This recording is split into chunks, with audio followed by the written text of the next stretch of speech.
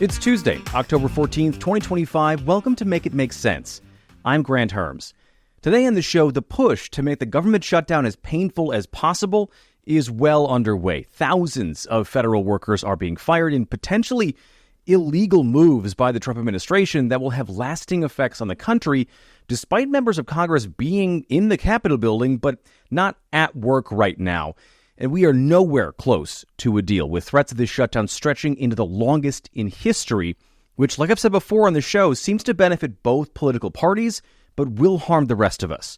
And we'll get to that in a second, because first, there was major news out of Israel and Gaza where a tentative peace deal has been brokered by the U.S. I'm going to break that down, why the timing of it happened now, and while it is genuinely amazing to see images of hostages being released and people returning to their homes, there are a ton of concerns that this deal won't last. But first, make sure you follow or subscribe to the podcast wherever you get your podcasts. Like and subscribe if you're a watcher on YouTube. Sign up for the Make It Make Sense Substack. It is just $5 a month to get access to the article that is dropping tomorrow. And as always, share the show on social media. It's Mims Newspod. That's MIMS Newspod, all one word, on every platform. I am at Granthermes on Twitter and Bluesky, and at Granthermes TV on everything else. All right, let's get to the show. Today's episode is brought to you by Distill Union. Founded in 2011, Distill Union crafts everyday essentials like wallets, key organizers, phone cases, and stands, believing that less is more makes good design. They've earned a reputation for creating problem-solving products that are both intuitive and elegant. I like their flagship Wally wallet because, you know, there's nothing worse than having that like bulky wallet that sits in your back pocket for guys specifically. It's bad for my back. I can feel it after I've been sitting, especially on the chair that I use to record in here. It's not exactly the most comfortable chair, and if I've got my wallet on me, it's uncomfortable if it's not slim and elegant like their Wally wallets. But they're known for their magnetic closures and that slim profile to hold all of my cards and cash. I love them. And they just launched a Kickstarter for brand new mag-lock belts. I don't know exactly what that means, but it kind of sounds cool as hell. Anyway, Distill Union's problem-solving accessories are made from premium materials like full-grain leather that ages beautifully over time, ensuring durability and style. Backed by a 3-year warranty, their products are built to last and engineered for everyday ease, offering the perfect balance of practicality and sophistication. And right now, when you use the code MIMS25, that's MIMS25, you'll get 20% off your entire order. And Make It Make Sense does get a cut of that sale, but hey, it keeps the show going, keeps you in style. What's not to love? You can check out DistillUnion.com for all their great products. That's DISTIL Union.com. Distill Union, where good design is good for you. All right, let's get back to the show. Before we get to the lack of a deal in the U.S. government, I want to touch on a real deal out of Gaza that was reached over the weekend. The deal was made with a ton of direct influence from the Trump administration, including the White House envoy to the Middle East, Steve Witkoff, and Trump's son-in-law, Jared Kushner, meeting with the leaders of Hamas face-to-face to broker their side of this deal, including reassuring Hamas that once hostages were freed, Israel wouldn't restart its war on Gaza. More on that in a minute. Now, Trump flew to Jerusalem to sign the 21-point peace deal, and hostages were immediately set free by Hamas, and thousands of Palestinians were allowed to return to their homes in Gaza City after being forced to flee to the south to avoid Israel's bombing campaign that has all but leveled dozens of neighborhoods across the densely populated north of Palestine. Now, Israeli troops have also pulled back to a predetermined line. They still control 53% of Palestinian territory, but are expected to pull back even further to 40% and then 15% of their total incursion of the Gaza Strip. And those are clearly very good things, and Trump has rightly been praised for them. People like Bill and Hillary Clinton, Joe Biden, Kamala Harris, and Chuck Schumer have all congratulated him on his work, and while there was an 11th hour push to get Trump the Nobel Peace Prize, it didn't go to him. When asked why Trump didn't win, this is what the chair of the Nobel Peace Prize Committee said. Peace. This committee sits in a room filled with the portraits of all laureates, and that room is filled with both courage and integrity. So we base only our decision on the work and the will of Alfred Nobel. So that is a very Norwegian way of saying it's not what Trump did or does, but who he is that disqualified him from winning the prize, which has got to sting because Trump has been obsessed with winning a peace prize since Obama won one during his first term. And it's worth pointing out that people criticized the prize committee over Obama being awarded the peace prize since he hadn't been in office for very long and didn't have a singular peace-oriented mission, but it was more about the vibes of hope, peace, and democracy than anything else at that time. Now, Trump even campaigned for the Nobel Peace Prize this time around, which isn't really a thing people do. It's not like it's the Oscars or a political campaign. In the past, the Nobel Committee hasn't responded very well to those kinds of pressure campaigns. But Trump supporters, including those in Israel, are going to launch another attempt for him to be awarded the prize for next year. Here's Speaker of the House Mike Johnson talking about that today. I'm going to make an announcement today. It's the announcement in the U.S. that was made in the Knesset yesterday.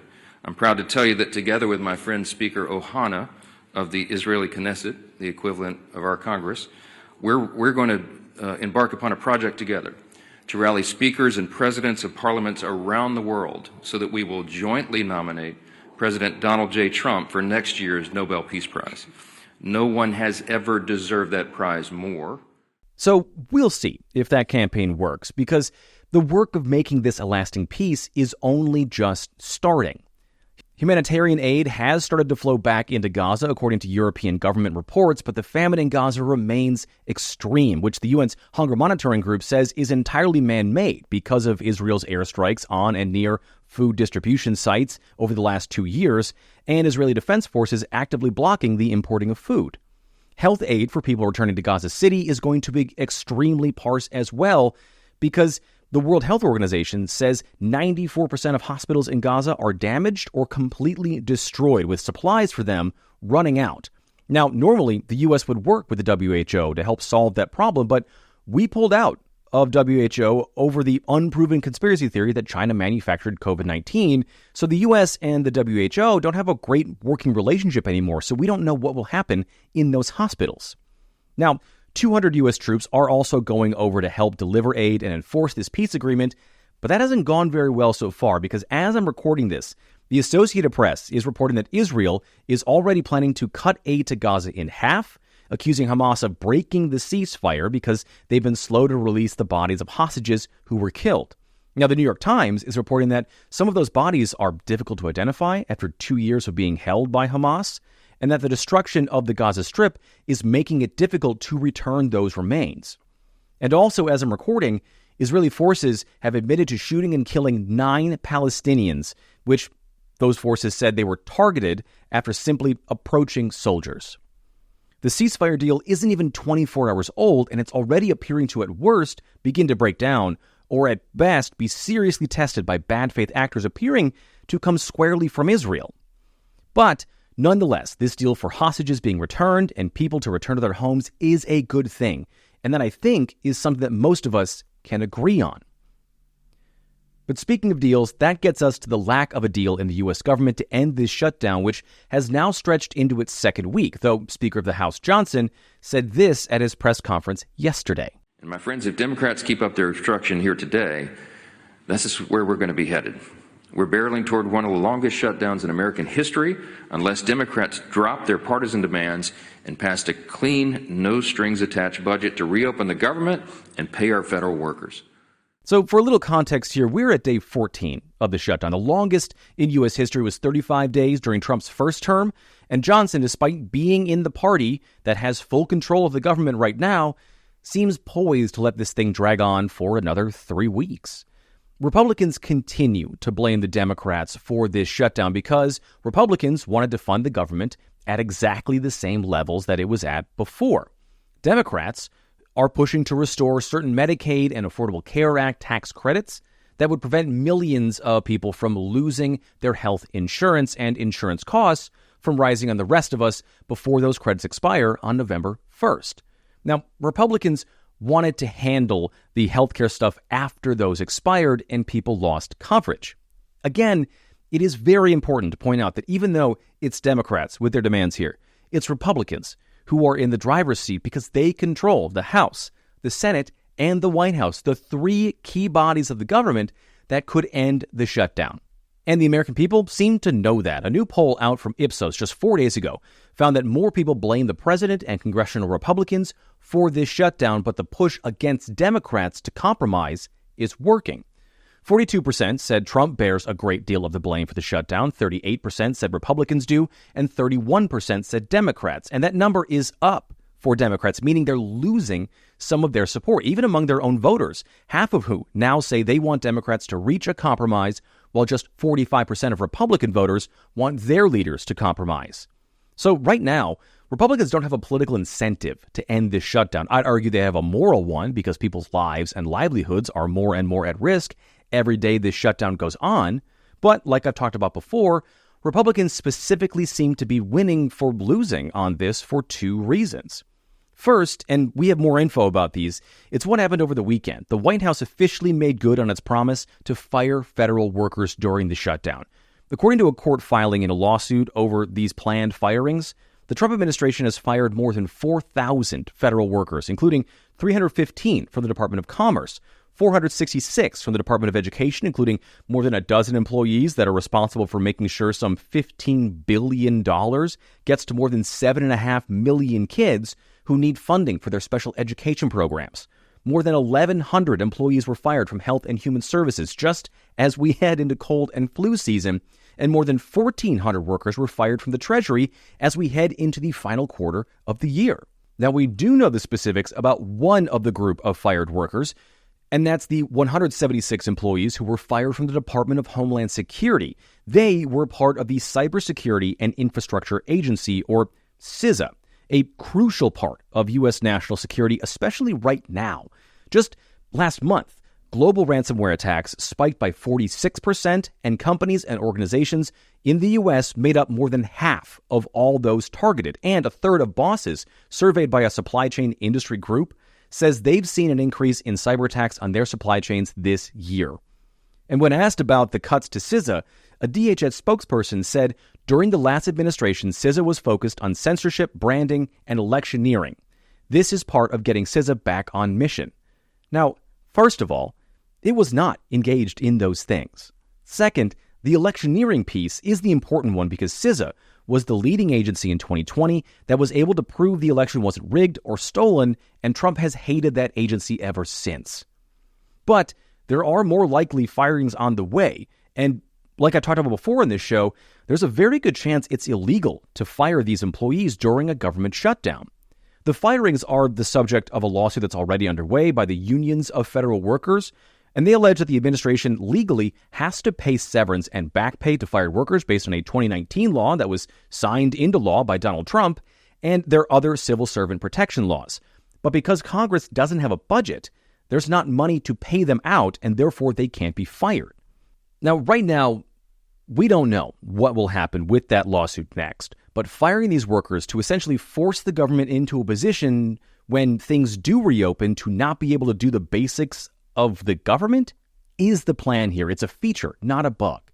It's what's at the core of Project 2025, the ultra-conservative playbook that's being used to run major policies out of the White House, and one of its chief authors, Russell Vought, is in charge of the Office of Management and Budget, which is running these firings. There's also another big reason that Republicans aren't jumping on efforts to reopen the government, and again, they're in full control of the government here and only need 3 Democrats to vote with them in the Senate. The reason is the Epstein files. Here's Speaker of the House Mike Johnson talking about the release of those files today. I've sat with the victims, some of the ladies who bravely have come forward and talked about the horrors that they sustained because of traffickers on Epstein Island and all the things he was involved in. Everybody involved in that should have the full weight of justice descend upon their head. And we're all for that. We want every single person who had anything to do with that to be exposed. But there's as many as 1,000 victims estimated. That's what the victims say. There may be 1,000 women who were made to suffer these unspeakable harms because of this. Many of them were underage at the time. They have not all chosen to come forward like some of these other brave women have for obvious reasons. And we have to make sure that when the files are released, their names are redacted so they don't suffer further harm. We have a duty and a responsibility. So the thing here is that Johnson isn't lying. He just isn't actually talking about what members of Congress are demanding he do here. Right now, 217 members of Congress have signed onto a petition that would force Johnson to bring a bill to a vote that would release the Epstein files with protections for the victims. Everything Johnson says he wants is in that petition. Who doesn't want this thing released is Trump, because we know his name is all over them because the Attorney General told him so back in May. And because Trump doesn't want the files released, Johnson is still refusing to swear in a Democrat who was elected in Arizona during a special election, Adelita Grijalva, who has promised to sign the petition to release the files, making her the deciding signature to force Johnson to bring that bill to the floor, which would upset the president. Now, Johnson has repeatedly said not swearing her in has nothing to do with the Epstein files. Here he is being asked about it directly. No, it has nothing to do with that at all. We will swear her in when everybody gets back. It's a ceremonial duty.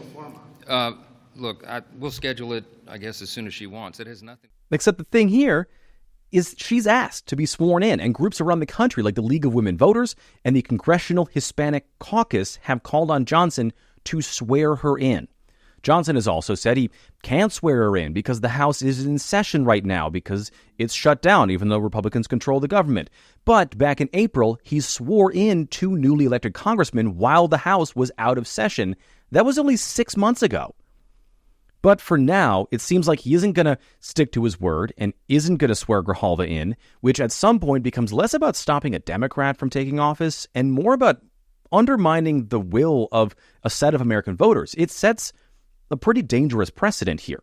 And I know that Johnson and other Republicans point to Congresswoman Julia Letlow, who won a special election in 2021 after her husband, who had just won a race for that same seat, died from complications to COVID. And then Speaker Nancy Pelosi waited 25 days to swear Letlow in, although that delay was about waiting for that election to be certified and, the country being at the height of the pandemic, so things took a little longer.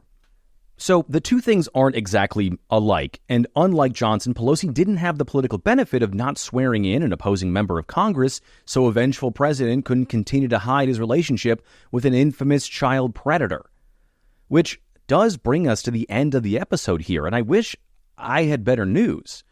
But between the polling upsides that are beginning to show for Republicans in this shutdown, the fulfillment of a conservative Project 2025 that's been decades in the making for many American conservatives, and a way to keep the wrath of Trump off their backs in Congress, there isn't an incentive for the party in power to end this shutdown anytime soon.